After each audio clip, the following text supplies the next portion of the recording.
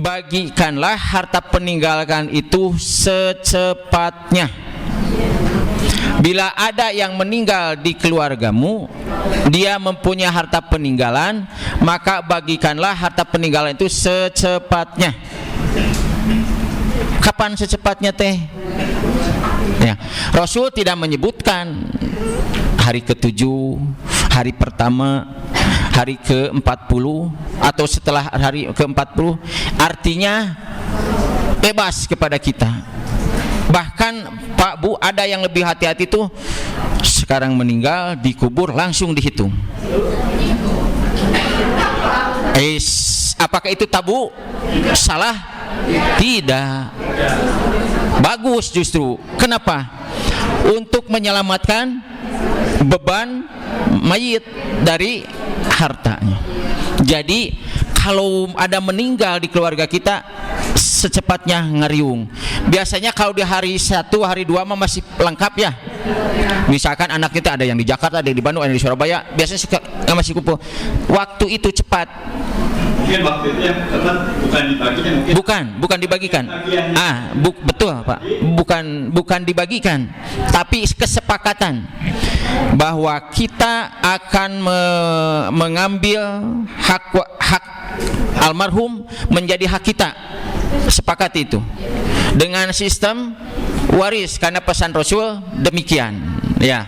Maka lalu tadi kita tentukan bagian-bagiannya tadi misalkan. Nah, sebetulnya kita itu nih, yang anak perempuan, yang laki-laki sebutnya asobah. Ibu itu dapatnya sekian, istrinya dapat sekian. Mohon maaf saudara, mahjub, karena ini aturannya begitu kan ya. Nah, yang penting bagian-bagian ini sudah dapat ya. Kemudian nanti masalah harga, karena kita ini perlu waktu penjualannya. Yang penting ini dulu tercatat ahli waris yang berhak ya. Bisi tadi menyelamatkan ketika di pertengahan jalan sebelum laku ini keburu meninggal. Kadang kita memponis yang meninggal mah tidak punya hak waris ya. Betul, yang meninggal mah tidak punya hak waris, sudah tidak ada. Tapi nanti hak ininya dikasihkan ke saudaranya si istri, dipanggil saudara istri. Saudara si istri itu sebetulnya dulu si teteh dapat warisan sekian, ini warisannya, mangga silakan untuk dibagikan. Kalau kita lebih paham, mangga kita hitungkan. Nah, ini sebagiannya untuk saudara-saudaranya, begitu ya. Satu itu. Kedua, untuk menaksir. Betul tadi Pak, kalau bisa harus yang independen. Siapa dia? Juru taksir. Biasanya di bank itu suka ada juru taksir ya. Nah, coba datangi dia. Tadi yang pertama, langkah pertama sepakati dulu bahwa ini sudah menjadi hak kita, supaya terlepas dari beban almarhum atau almarhumah. Yang kedua, juru taksir kan perlu waktu juga itu. Nah, hubungi misalkan ke bank, ada juru taksir nggak di bank? Ada. Itu bapak saya teh meninggalkan rumah dan tanah, coba ditaksir deh kira-kira untuk saat ini berapa itu ya. Oh sekian, muncul angka tadi misalkan 4M ya, maka bagikan akan muncul sekian. Meskipun pada prakteknya si tanah tersebut dan rumah itu lakunya mungkin setahun yang akan datang, 2 tahun yang akan datang, nanti tinggal menyesuaikan dengan harga yang baru. Begitu Pak, betul. Berarti Ustaz, kesepakatan itu harus paling bagus itu ke notaris ya. Dengan asal gitu aja, supaya nanti kesepakatannya bisa kuat. Betul. Ada saksi yang dibidik. Iya. Karena kan namanya manusia kadang-kadang tidak mengakui lagi. Betul. Itu yang paling penting kan, konflik itu munculnya itu kan. Iya. Muncul pasti jadi konflik. Karena dari awal tidak ada kesepakatan. Iya. Menjadi konflik, menjadi rusaknya kelembagaan kasus saja. Betul Pak. Ya, jadi yang penting mah kesepakatan tadi satu. Yang pertama itu kesepakatan kita mau pakai sistem Islam, mau ke yang mana? Sepakati dulu itu. Ya. Kalau ada salah satu, wah kamu bahkan pipasiaeun, mangga kalau kita ngikuti Anda, masalah dengan Allah hak Anda. Artinya tanggung jawab Anda. Ya, kami ingin membawa kepada syariat Allah ini. Kalau tidak maka inilah Pak Bu ya, kita harus paham mengenai waris itu. Minimal pahamnya umat ini bahwa ketika ada yang meninggal harus dibagikan berdasar syariat Islam. Itu saja dulu, minimalnya itu, memberikan pemahaman kepada umat itu saja. Jadi ibu bapak, nah dari sini punya misi ya untuk menyebarkan kepada orang-orang terdekat dengan kita. Ketika ada yang meninggal itu harus pakai hukum Islam. Ketika ditanya gimana caranya, kalau ibu paham silahkan sampaikan, bapak paham silahkan sampaikan, kalau tidak paham sok konsultasi ke pusdai itu ya. Nah minimal begitu ya, jadi ada dakwahnya kita begitu kan ya. Berarti kalau enggak ini berarti sama dengan kita tidak mengikuti Al-Quran. Betul ya, betul ya. Nah, dosa nanti ada ininya, saya sampaikan firman Allah. Mangga. Kasus lain Pak. Oh, Bapak gimana sudah ini Pak? Pak, udah oke, udah ya siap. Mangga. Oh, ibu dulu katanya. Ibu dulu. Waduh, sok. Pak Ahsan mangga, gimana Pak Ahsan nih? Wah.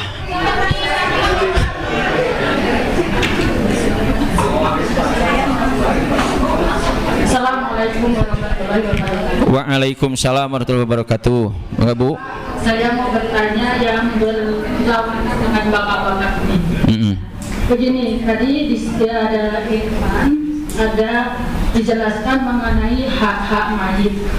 Ya. Salah satu hak mayit adalah dibayarkan hutangnya. Betul. Harta warisan. Betul.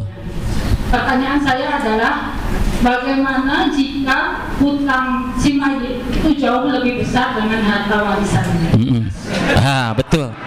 Sip, bagus. Iya. Terima kasih. Pertanyaan yang bagus. Ya. Hartanya 4 miliar, hutangnya 6 miliar. Ya. Terjadi gak perwarisan? Mana yang lebih kita dahulu? Punten. Set dulu. Selamat malam.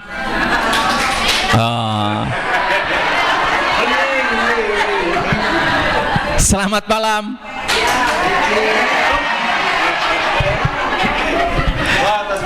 Nah, udah mulai rada ngebul ya. Sudah setengah 12 soalnya. Ya. Oke. Mana yang lebih dahulu kan, bayar hutang atau bagi waris? Utang dulu ya. Jadi pertanyaannya bagus dari ibu. Kalau ada kasus demikian, wayahna bayarkanlah hutangna. Sisana di mana tuh? Tidak ada pembagian waris. Justru ahli waris harus siap menanggung sebagai bakti kepada. Nah itu ya, tidak terjadi pewarisan, justru harus membayarkan hutang ahli pewaris. Paham? Paham? Oke. Bapak dulu atau Bapak esok maga. Nanti Ibu. Ya, mau melanjutkannya. Ya. Kita antara si bapak pribadi betul dengan orang lain, betul, bukan hak hutang anaknya. Betul. Dan hutang kan tidak diwariskan Pak. Betul. Yang diwariskan kan harta.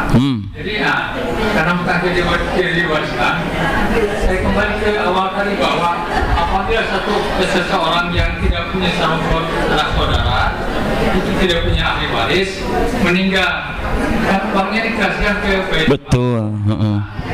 Hutang ini yang barusan ini si bapak yang kelebihan hutangnya tidak bisa diwariskan, itu harusnya dari Baitul Mal yang memboki. Ya bagus, betul juga Pak. Tapi ya betul juga Bapak, kalau sistem pengurusan harta ini sudah berjalan demikian, di kita sistemnya punten, di negara kita sistemnya apa? Belum syariah ya. Nah itu masalahnya. Baitul Mal di kita hanya namanya saja, belum diakui secara nasional, artinya dilegalkan. Dalam artian dilegalkan itu apapun harus berdasarkan syarat ini.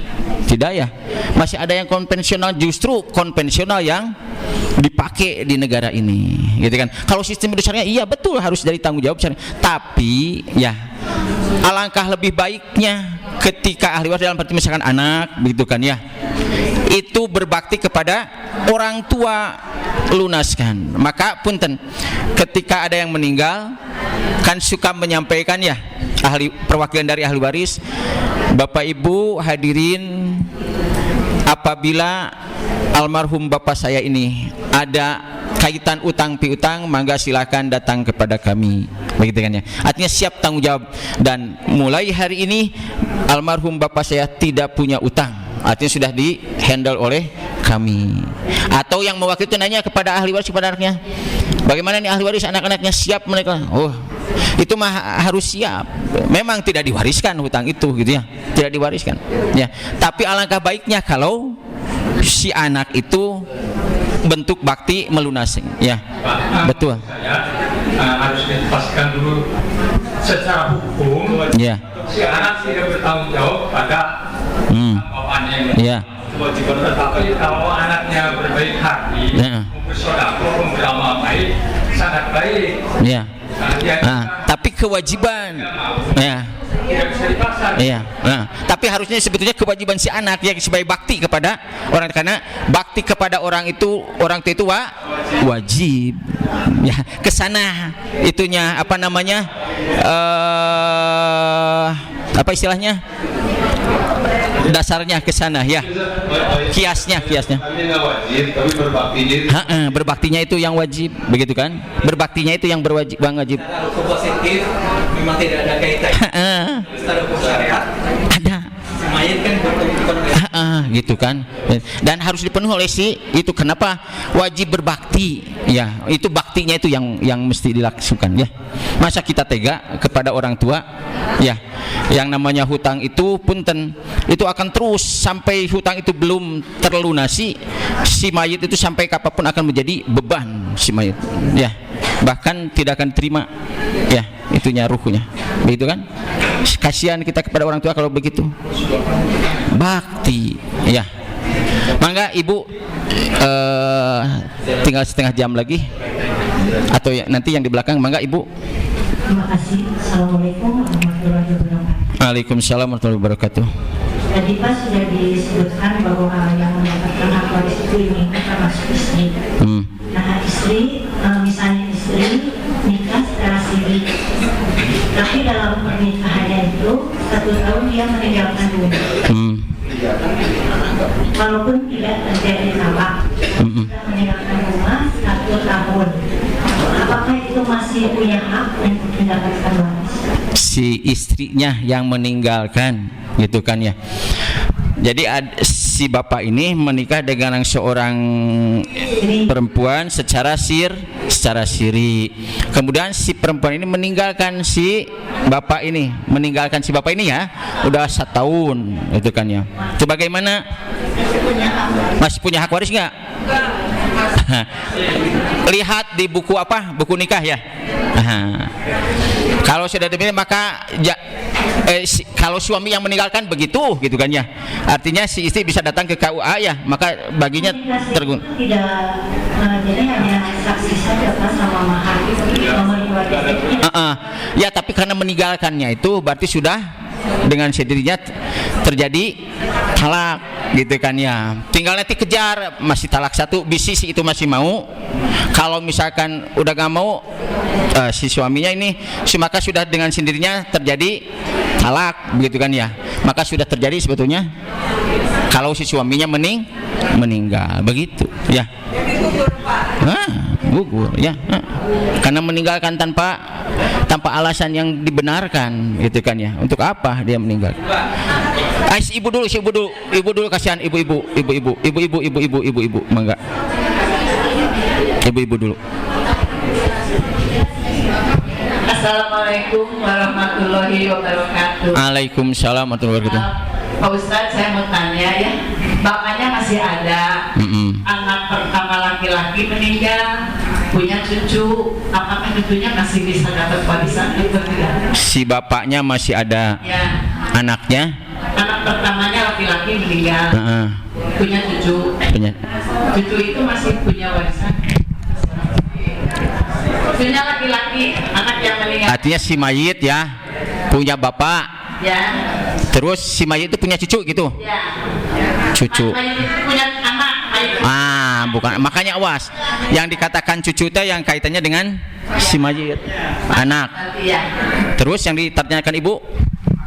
Ya anaknya itu anak yang dari mayit itu berarti cucu bapak gitu. Bisa dapat warisan nggak? Nah, iya, kalau ini jelas. Kalau masih ada, kan yang meninggal si ini. Ya. Ini dapat, ini dapat. Gimana?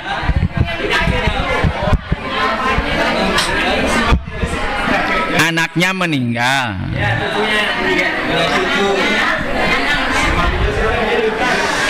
Nanti dulu. Siapa bos si matinya? Si matinya siapa ya? Jadi bapaknya itu masih ada, yang meninggal itu anaknya. Anak si bapak. Laki-laki pertama gitu. Ya. Anak si bapak ini. Ya, anak bapak. Terus? Yang meninggal itu punya anak gitu, berarti cucu bapak. Anak. Ya, anak. Awas. Ibu punten sekali lagi tolong dipahami ya, terkait tadi yang disebut anak, saudara, bapak, kakek, paman, itu kaitannya dengan si mayit, bukan dengan ini. Si mayit itu punya bapak. Betul. Ya. Si mayit itu punya anak. Apakah anak mayit itu masih bisa mendapat warisan atau tidak? Dapat nggak? Dapat. Iya.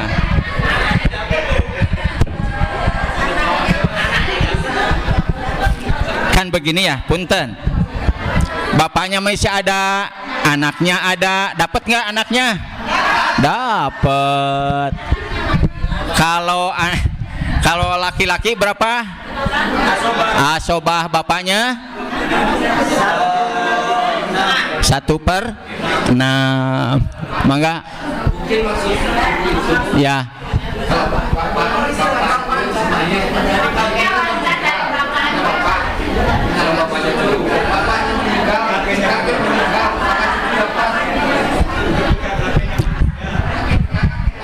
Ya, kalau kakeknya meninggal, anaknya masih ada. Oh, cucunya anaknya juga sudah meninggal. Kakeknya meninggal. Ya.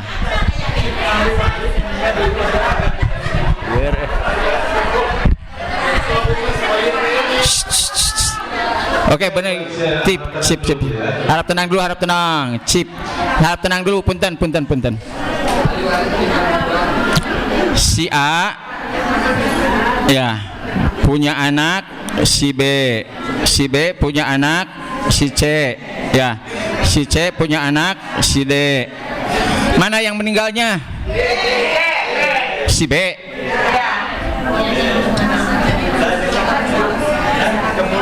Ini mah sama gini.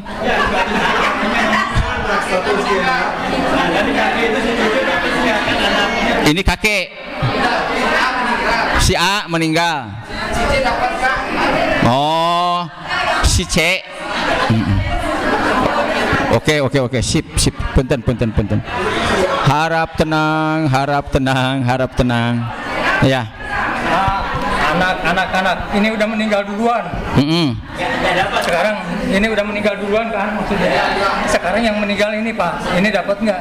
Oh, si anak ini meninggal. Ya, meninggal duluan. Ini juga statusnya anak begitu. Tuh kan bapak ini mah. Bapak. Si anak meninggal begitu. Cucu siapa ini teh? Cucu bapaknya yang masih ada. Makanya cucu bapak berarti anak siapa ini? Anak yang meninggal. Anak yang meninggal. Ya. Kakeknya masih hidup gitu. Kakek siapa? Kakek si mayit.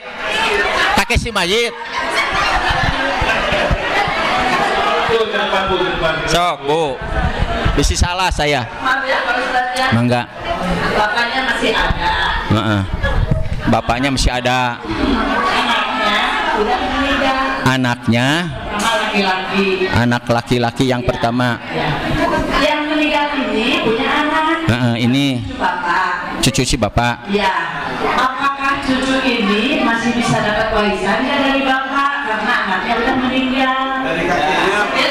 Oh ya, ketika si bapak ini meninggal. Nah begitu atuh ibu. Begitu. Beda kasus kalau begitu ya. Kalau ibu tadi tanya ini anaknya meninggal, bapaknya masih ada, cucu si bapak masih ada, berarti ini anak si mayit. Iya, masih dapat anak si mayit ini. Tapi kalau anaknya itu sudah meninggal, cucunya masih ada, si bapak si mayit yang tadi artinya kakek si cucu ini meninggal, ya kakek si cucu dapat karena anaknya sudah tidak ada. Kalau udah meninggal baru dapat. Dari sini dari si kakek ini. Ya. Terkecuali punten. Anaknya misalkan lebih dari satu ya. Oke. Nah, makanya ibu bilang begitu. Iya. Anak yang pertama, anaknya ada 4 ya. Yang pertama sudah meninggal, begitu kan ya. Ada anak ini artinya anaknya gitu ya. Tidak ada ini yang lain saudara ya. Saudara si mayit. Ya. Saudara si mayit. Ketika si bapak atau si kakek ini meninggal, begitu yang ditanyakan. Hah? Apakah si cucu ini dapat dari kakek? Nah, begitu pertanyaannya. Paham sekarang. Terima kasih ibu. Oke. Mangga. Baik, ibu ini waktunya tinggal 25 menit. Ya. Sedangkan banyak sekali yang ada yang kirim surat. Ya. Nanti saya Oke. Karena nanti ada ilustrasi yang seperti saya sampaikan. Mohon maaf, ini yang pertanyaan terakhir saja ya. Karena ada ilustrasi yang mesti saya sampaikan. Jadi saya nggak bisa menentukan nih karena semuanya. Jadi saya serahkan ke pemateri saya siapa kira-kira yang akan dapat pertanyaan terakhir ini. Soalnya saya nggak bisa ya, nanti disebutnya tidak kasih lagi. Nanti gini aja. Barusan untuk sesi ini yang terakhir si ibu ya. Setelah ini saya akan menyampaikan terkait ilustrasi pembagian waris ketika ada seorang yang meninggal ya. Karena tadi ada pengeluaran-pengeluaran yang harus dikeluarkan ya. Saya ilustrasikan nanti. Kalau masih ada waktu, masih dikasih 1 orang pertanyaan. Kalau tidak ada, wayahna sampai kita jam berapa Pak Hasan? 12 ya. Gitu ya. Oke, sepakati. Jadi si ibu itu bertanya. Ini contohlah tadi Pak Kasim. Nah, Pak Kasim jadi tren ya. Punya anak misalkan Ahmad ya, dan saudara-saudaranya bertiga, begitu kan ya. Ahmad ini meninggal duluan ya, dan Ahmad itu sudah punya anak ya, si C, gitu kan ya. Sementara ini ada anak yang lain dari si bapak ini, gitu kan ya. Ketika Bapak Kasim ini meninggal, apakah si cucu ini dapat, begitu kan Bu ya? Oke, terima kasih. Kira-kira dapat nggak Pak Bu? Tidak. Nah, si cucu ini tidak dapat. Kenapa? Kan ada anak yang lain yang 3 orang tadi. Mahjub ya. Lalu bagaimana tuh? Tadi faida hadoro waida hadoro fil idza hador hadumul kismata ya ulul kurba wal yatama farjukuhum minhu. Jadi si cucu ini mah diberi saja sifatnya oleh yang 3 orang ini ya. Tapi sekali lagi harus masuk akal ngasihnya ya. Jangan asal abang kene ngasih seenaknya saja. Karena misalkan apalagi ini misalkan usianya masih di bawah balik, usia balik berarti masuk kategori anak yatim. Kalau sudah di atas balik tidak anak yatim lagi, tapi kerabat saja ya, maka kasih saja. Begitu ya? Paham? Oke. Satu lagi yang ada, yang ini sebagai ilustrasi Bapak Ibu ya, yang ini perlu saya sampaikan. Baik Bapak Ibu sekalian, ya, ini contoh ya. Beberapa hari yang lalu ada yang konsultasi ya, maka saya buatkan berita acara semacam ini ya. Ini ada anak atau saudara dari Bapak almarhum Pak Hartoko dan almarhumah Ibu Suharti gitu kan ya.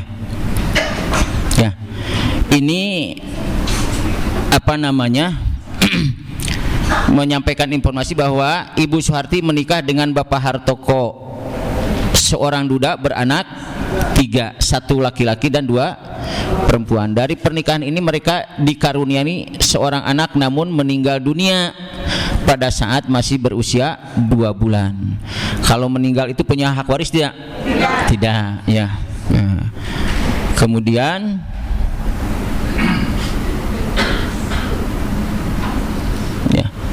di tahun 2006 Pak Hartoko itu meninggal dunia. Beliau meninggalkan harta peninggalan berupa rumah dan juga meninggalkan ahli waris, seorang istri yaitu Ibu Suharti tadi ya, dan 3 orang anak laki-laki, 3 orang anak yaitu 1 laki-laki dan 2 perempuan. Pada tahun 2017 Ibu Suharti menikah lagi dengan Bapak Sugianto. Nah, iya. Dan tidak dikarunia keturunan, artinya tidak punya anak. Pada tahun 2025 Ibu Suharti ini meninggal dunia. Harta beliau meninggalkan juga meninggalkan ahli waris, suami dan 4 saudara sekandung, yaitu 2 saudara laki-laki dan 2 saudara perempuan, gitu kan ya. Kebayang? Nah, lalu bagaimana itu kan ya?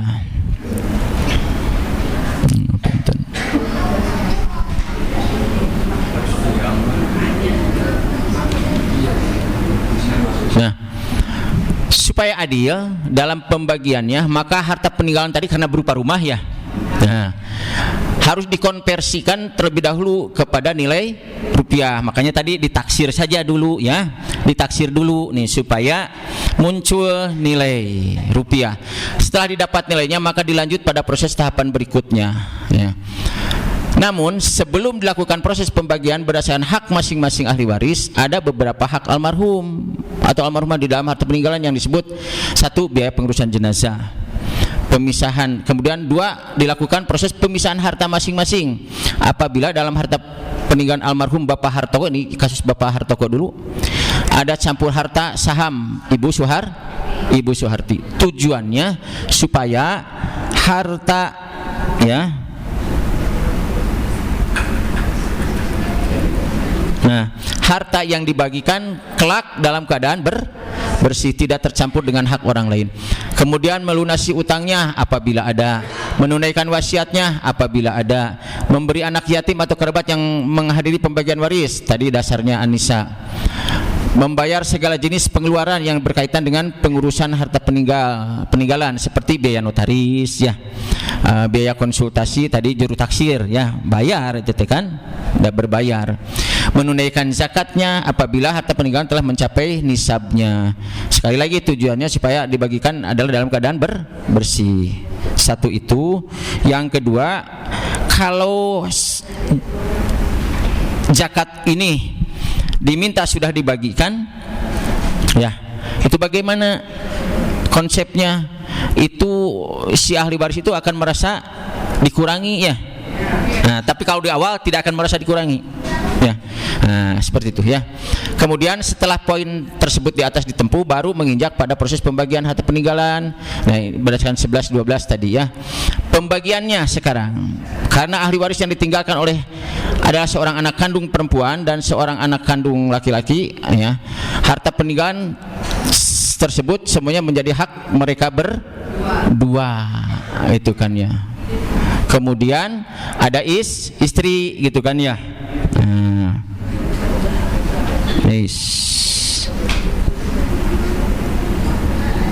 Nah, maka dimuncul haknya seorang istri tadi 1/8. 1 anak laki-laki dan 2 anak perempuan asobah. Apabila harta peninggalan berupa rumah tersebut ditaksir harganya misalkan 1 miliar, kemudian dikurangi oleh saham Ibu Suharti 200 juta, ya, maka harta peninggalan almarhum Bapak Hartoko adalah 800 juta, ya. Kemudian dikurangi poin-poin tadi berbagai macam pengeluaran, ya. Nah, jadi yang 800 juta itu dikurangi biaya pengurusan jenazah 5 juta, dikurangi biaya notaris 30 juta misalkan, memberi anak yatim atau kerabat 25 juta, ya. Nah, kemudian dikurangi zakatnya. Nah, tadi 800 juta dikurangi ini dulu 5 juta tambah 25, 30 kurangi 60 dulu, ya. 800 juta dikurangi 60 juta berapa? 740 juta. Maka lalu dikeluarkan zakatnya 2,5%, yaitu 18.500.000, ya. Maka harta peninggalan yang dibagi kepada ahli waris adalah 800 juta dikurangi berapa? Segini. 800 juta dikurangi 78.500.000, maka sisanya 721.500.000, ya. Sehingga untuk bagian masing-masing adalah seorang istri 1/8.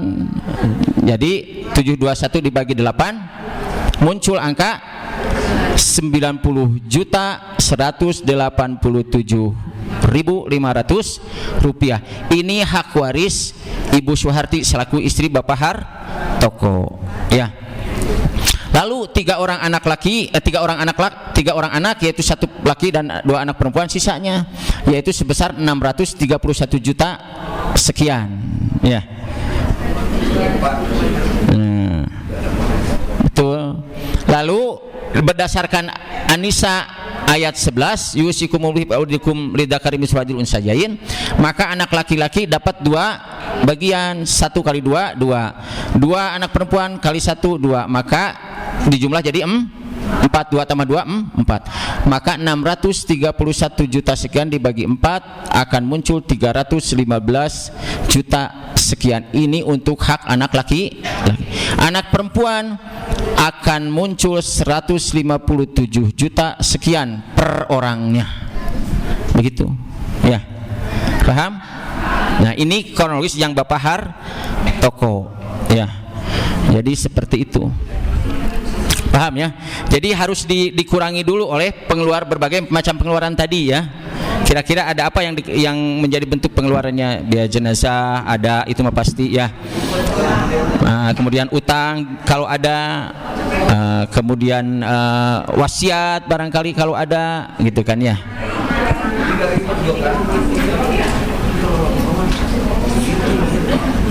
Nah, sekarang kronologis pembagian harta Ibu Suharti.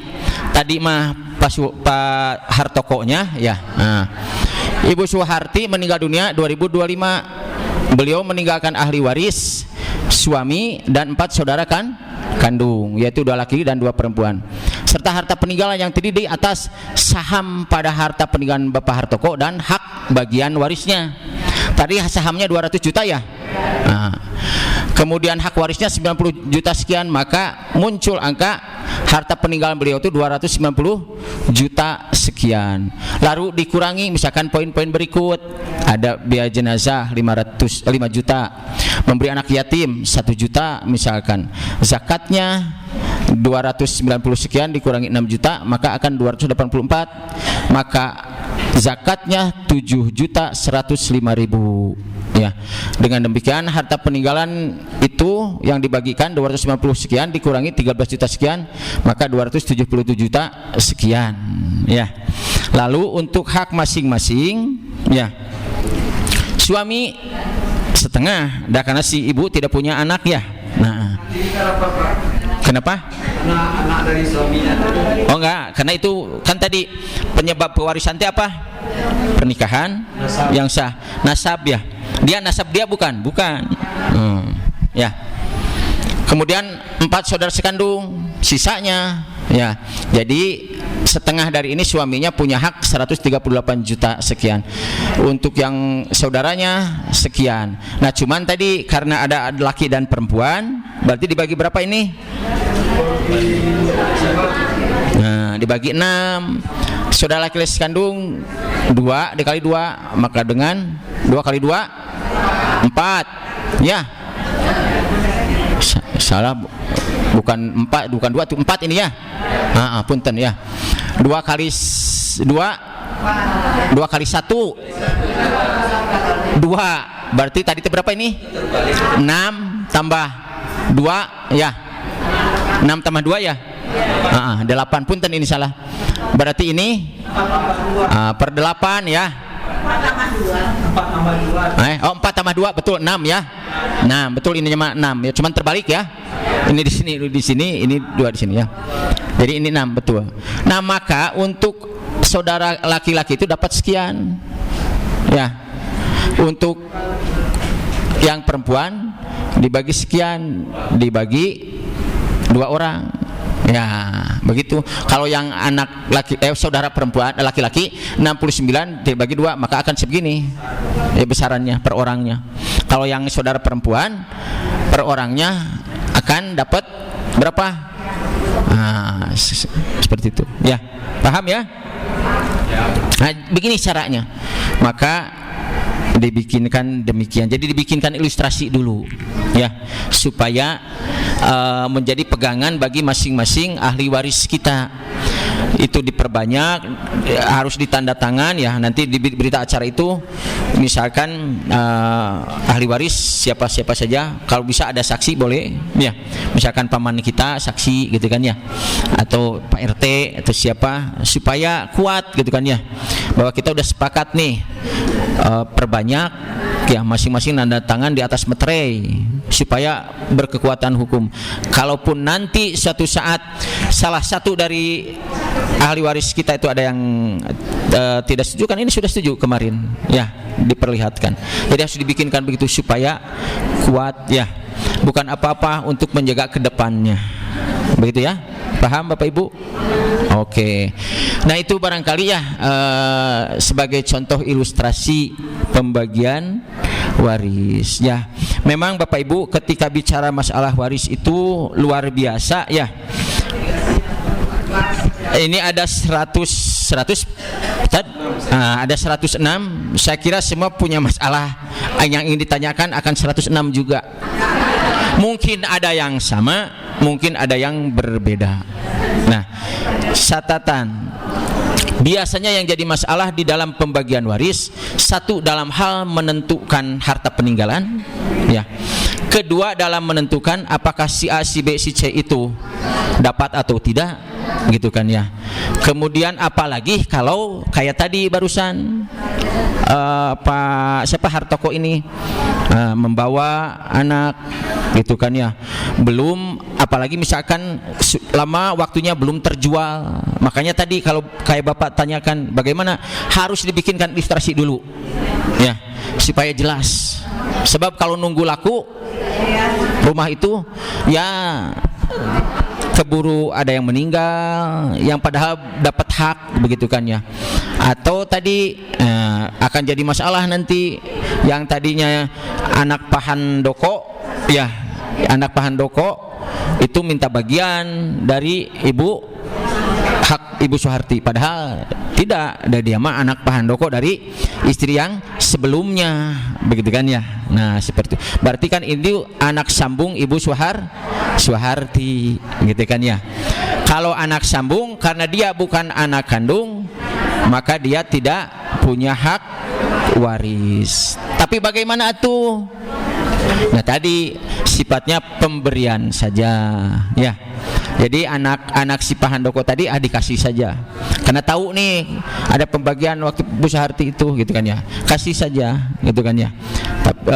Sifatnya diberi saja, gitu kan ya, dengan kesepakatan ahli waris, gitu kan. Paham begitu ya? Oke. Sekali lagi ya, bicara masalah waris mah dikasih berapa jam oke nggak bakal cukup pasti banyak masalah Pak ya. Bapak bertanya Ibu itu akan makan waktu lama. Tapi mohon maaf barangkali untuk kesempatan yang berbahagia ini hanya dibatasi sampai jam 12. Tidak terasa ya ngabuburit Pak, ngabuburang tidak terasa ya. Tapi alhamdulillah ngabuburangnya ini berkualitas karena Bapak Ibu dapat ilmu. Intinya Bapak Ibu, meskipun belum paham, saya yakin Bapak Ibu belum paham 100% gitu kan ya. Nah, minimal ada kesepahaman di antara kita. Manakala ada yang meninggal di keluarga kita, maka yang mesti ditempuh adalah hukum syariat Islam. Itu saja dulu minimal. Masalah nanti prakteknya mah mangga tanyakan ke ustadz setempat barangkali, atau mau ke Pusdai silahkan mangga ya, atau mau ke MUI silahkan ya, yang paham ini gitu kan ya. Nah masalahnya punten gitu kan ya. Sekarang Bapak Ibu, ibu-ibu yang sering menghadiri majelis taklim di berbagai majelis taklim masing-masing, ada enggak ustadz pembimbing yang membahas tentang waris? Nah, eta masalahnya teh ya. Ada dua kemungkinan. Ya, ada dua kemungkinan. Satu, bisa saja pernah membahas mah, cuman ibu-ibu yang hadir sini pasti tidak hadir. Satu ya, kemungkinan pertama. Yang kemungkinan kedua, nah saya mah rajin tidak pernah absen. Kalaupun absen pasti saya menanyakan kepada teman saya gitu kan ya. Nah bahas non si ustadz tadi, oh ini. Oh ternyata bisa ada kemungkinan, dua kemungkinan. Ustadznya yang belum paham. Nah, karena untuk pemahaman ini harus ini gitu ya. Nah maka dengan demikian pantas kata Rasul tadi ya, bahwa yang namanya ilmu parul ini menjadi awwalu ma yunza'u min ummati, akan menjadi satu ilmu yang pertama kali dicabut dari tengah-tengah umatku kata Rasul. Wa huwa yunsa, dilupakan gitu kan.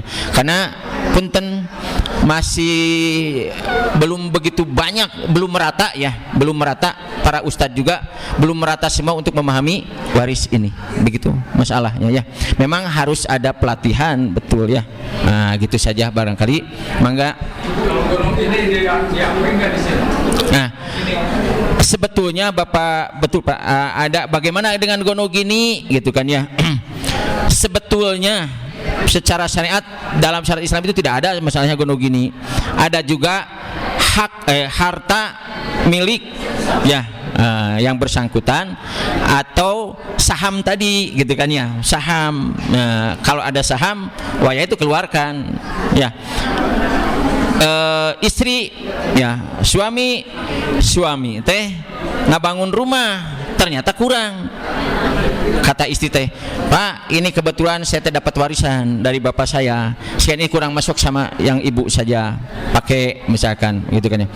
Apalagi kalau kesepakatannya bukan berarti di sana ada saham ibu ya, ada saham istrinya.